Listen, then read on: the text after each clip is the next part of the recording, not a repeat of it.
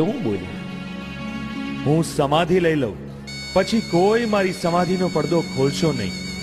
ભલે કોઈ મોટો ભૂપ આવે તોય મારી સમાધિ ઉખેડતા નહીં.